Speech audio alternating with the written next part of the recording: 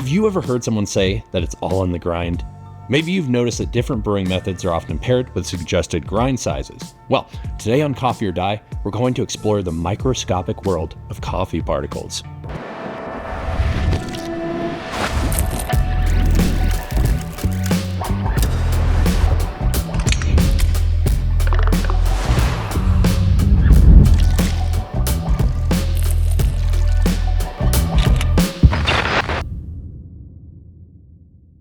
Grind size, a topic that we typically reference with statements such as coarse as table salt or as fine as sugar.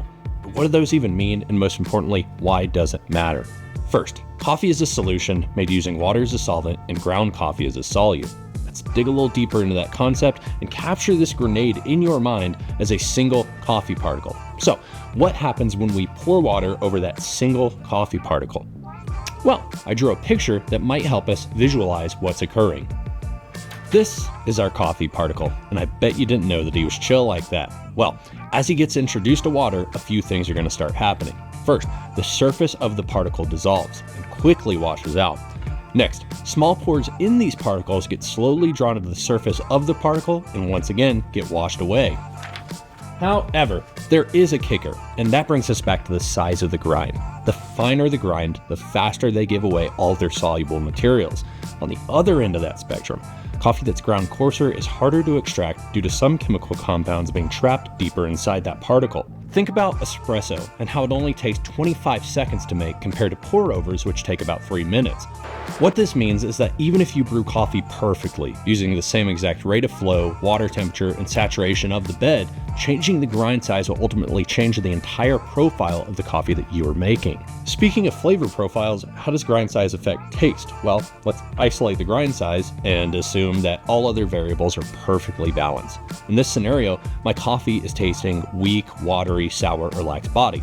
In that case, I've ground my coffee a little too coarse.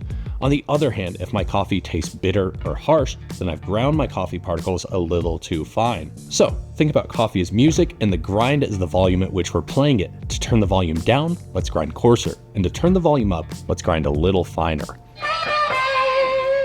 Now, before we get too deep into how grind size is measured, do me a favor and like and subscribe to Coffee or Die. For every new subscriber we get, a nerd like me will attempt to talk to a woman in real life. So, why do we measure grind particles, and why would we even want to do that? Well, if we know that different size coffee particles extract at different rates, then we may want to first identify which grind size we want to use in a particular brewing method. Let's say that I've developed a recipe for this AeroPress, and I want to share that recipe with others. Well, people around the world are using different grinders, so it wouldn't be helpful to say something like, yeah, just use 20 clicks on your Commandante, or go to the 4 mark on your fellow Ode. I want to give them a specific number that represents the grind size that I'm using. That particular unit of measurement is called a micron, with 1 micron equaling approximately 1/1,000,000th of a meter.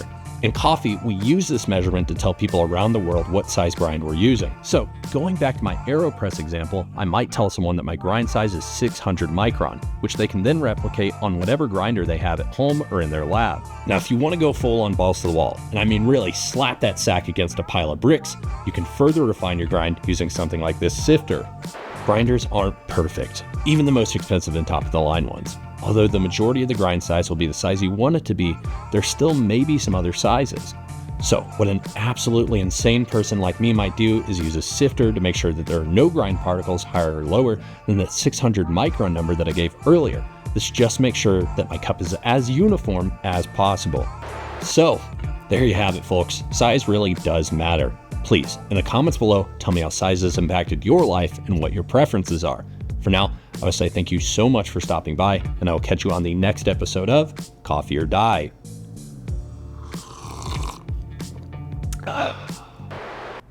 All right, getting set up. Should be cam on right now. I'm gonna be doing a video titled something along the lines of "Does grind size matter?"